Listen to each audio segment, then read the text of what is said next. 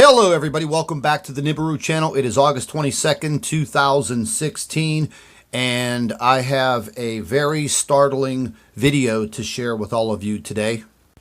Yesterday I released two videos talking about the weather patterns, systems, and possible catastrophic disasters pertaining to the arrival of Nibiru. There is a very high possibility that the government will cause a major national disaster before this upcoming election. We all know the government has the HAARP system, which manipulates the weather and can create the weather. I believe it's a weapon. The HAARP network is strategically placed all over the globe, as you can clearly see in this illustration here.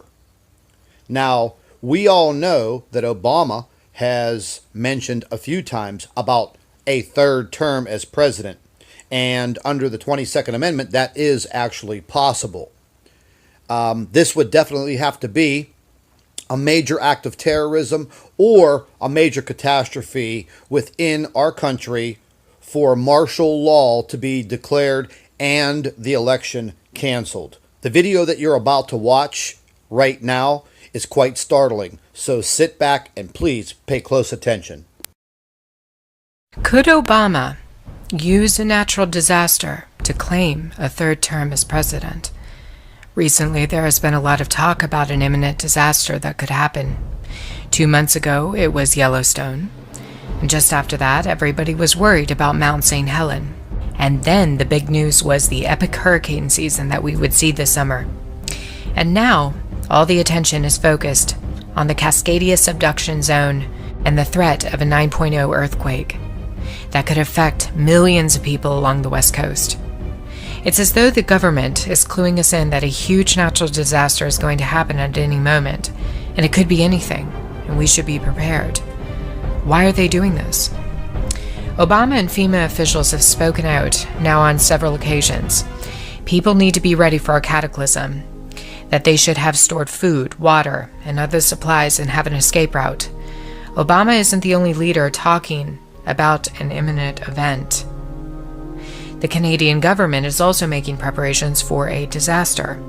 British Columbia spent millions of dollars in readiness for a massive earthquake and tsunami. British Columbia's emergency preparedness minister says it's not a matter of whether an earthquake will hit the West Coast or not. It's a matter of when it will hit. Students in Alberta were told last month that they should be prepared for a climate disaster. A somewhat unusual warning to a region located closer to the center of Canada's mainland, not near a body of water. Looking at the U.S.'s West Coast, Washington State Governor Jay Inslee has recently started preparing emergency services in his state. He cites that it's not a matter of if, but when, for the Cascadian earthquake to happen. California has already made preparations in April and May and is participating in a major drill taking place from June 7th through the 10th called Cascadia Rising. This involves the states of Washington, Oregon, and California and is backed by FEMA. It simulates a 9.0 earthquake and the potential for a tsunami. Oregon Governor Kate Brown and California Governor Jerry Brown have both invested heavily in earthquake disaster response and preparation.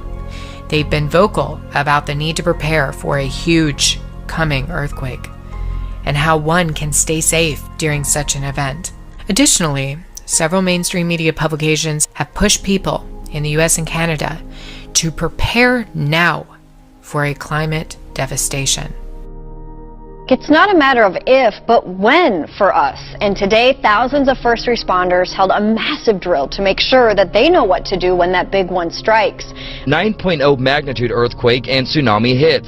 In fact, the Oregon Office of Emergency Management says it'll affect more than 15 million people in our area. 5,000 of them will die, and more than 1 million of them will be in need of food, an issue Governor Kate Brown addressed this morning. And their homes should be stocked with food, water, and critical items to help them sustain extended periods of time without electricity or plumbing. Total chaos that can happen at any moment. Why are they doing this? Why do they keep issuing these warnings about imminent climate threats?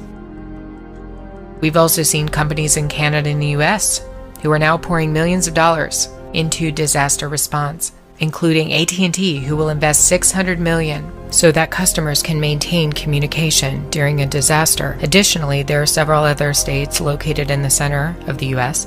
that will carry out major disaster response exercises, including Tennessee. According to the article you see on the screen, Tennessee will carry out one of the largest exercises in the history of the state. Is it just me, or does it seem like there's a lot of preparation for a climate cataclysm that is coming, whatever it might be, whether it's Cascadia or a hurricane or something else? Is something going to come this summer, before the election? And if so, could this result in a cancellation by Barack Obama? The answer is yes. In fact, Obama can do it easily with the declaration of martial law. Constitutional rights in America will be suspended in such an instance. It is hard for people in the U.S. to envision what their nation would look like under martial law. Some say it can't be done, but I beg to differ. In fact, I will play a clip of a congressional hearing from decades ago, where a discussion ensued about the suspension of the Constitution and the establishment of a provisional government during a time of national crisis. A crisis does not have to be a military invasion. It could be a natural disaster that leads to the outbreak of chaos. In this event, Obama could easily lay aside all amendments of the Constitution, including the 22nd, that forces term limits on the executive branch. Colonel North, in your work at the NSC, were you not assigned at one time to work on plans for the continuity of government in the event of a major disaster? Mr. Chairman. I believe that question touches upon a highly sensitive and classified area, so may I request that you not touch upon that, sir? I was particularly concerned, Mr. Chairman, because I read in Miami papers and several others that there had been a plan developed by that same agency, a contingency plan in the event of emergency that would suspend the American Constitution. And I was deeply concerned about it and wondered if that was the area in which he had worked. I believe that it was. May I most respectfully request that that matter not be touched upon at this stage. If we wish to get into this, I'm certain arrangements can be made for an executive session. And tragically, the only member who got close was Jack Brooks, and he was stopped by the chairman. But the truth of the matter is that, yes, you do have those standby provisions, and the plans are there, and the statutory emergency plans are there, whereby you could, in the name of stopping terrorism, apprehend, invoke the military, and arrest Americans and hold them in detention camps. This clip clearly shows that a top-secret plan has been in place for some time that pertains to the suspension of the U.S. Constitution and the ushering in of a provisional government during a national crisis. For the naysayers, here is a congressman who was told to shut up when he questioned that such a plan was already in place. If Obama isn't going to declare martial law and establish a provisional government at some point from now until January 19, 2017, then why did Mitch McConnell fast-track a bill back in January that handed Obama absolute authority of the U.S. military to declare martial law anywhere in the world, including the United States? That's correct. Never before in history has a president of the U.S. had such power over the military to declare martial law for any reason, at any point in time, anywhere in the world. Martial law changes everything, even constitutional rights. You no longer have them. They're gone, including the 22nd Amendment, which limits Obama to 2 terms. He no longer would be forced to leave office if martial law was declared. Several individuals have spoken out publicly about the potential for an Obama 3rd term with the eruption of a major calamity in the United States.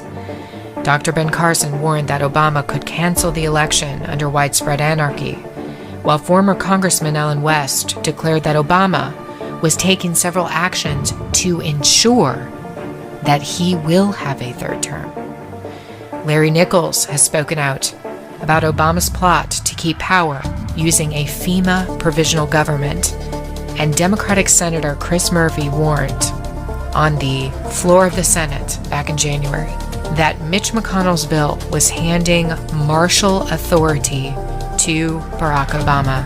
Is working. Madam President, today I wanted to come down to the floor to speak very briefly about a resolution that the majority leader introduced, I believe, earlier today. This is an authorization for military force resolution that apparently purports to give the president legal authority to conduct military operations against ISIS. Before we break for the weekend, Madam President, I thought it was important to come to the floor to explain why, very briefly, to my colleagues, to explain what this resolution really is. This resolution is a total rewrite of the War Powers Clause of the United States Constitution. Let's be clear about that. It is essentially a declaration of international martial law, a sweeping transfer of military power to the president that will allow him or her to send U.S. troops almost anywhere in the world for almost any reason with absolutely no limitations. Everything's been put in place. The stage has been set.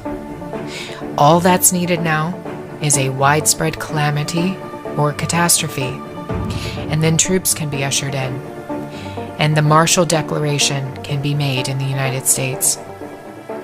An Obama third term scenario is really not hard to accomplish. If the Cascadia subduction zone were to blow, or any other type of natural disaster, such an event could easily cause enough chaos, looting, and rioting for Obama to declare the Marshall State. Once he does this, the 22nd Amendment goes up in smoke, and his third term is ushered in.